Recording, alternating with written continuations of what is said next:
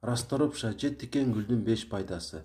Биринчи кезекте боордун клеткаларын бекемдейт жана аны ар кандай зыяндуу таасирлерден коргойт.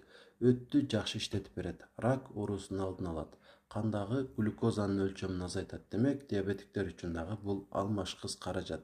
Жүзгө чыккан ар кандай жагымсыз нерселерди жоготуп, аны тунутуп берет. Бул пайдалар албетте 100% эмес, бирок кайсыдыр бир деңгээлде ушул пайдалардын баары өзүн көрсөтөт эгерде үзгүлтүксүз колдонуп турсак. Колдонуу боюнча көрсөтмө.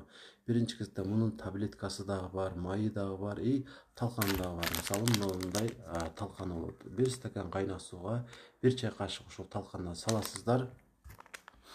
Анан аны бир аз муздатып туруп, ач карынга ичесиздер. Күнүнө 2 жолу, анан 5 күн.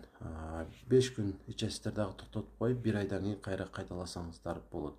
Кимдерге көбүрөөк сунушталат? Биринчи кезекте боорун жабыркатып алгандар, вирустун айынан же болбосо алкоголдук ичимдиктердин айынан боорун жабыркатып алгандар колдонсо, эгер ал гепатит болсо, ракка же болбосо сиррозго айланып кетүү мүмкүнчүлүгүн токтотуп турат. Ошолорго биринчи кезекте сунушталат.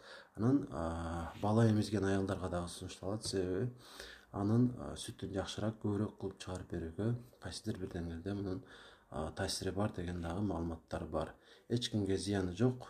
Кээ бир гана адамдар колдонбош керек. Бул албетте аллергиясы барлар. Бирок аллергиясы бар болгон тагдырда деле алар дагы бир колдонуп көрүш керек. Эгерде эч кандай өзүндө ыңгайсыздык сезбесе, кайра колдонсо боло берет. Анан аллергиясы барлар өтө аз өлчөмдө колдонуп көрүп, бара-бара көбөйтсө болот, организмди көндүрүп.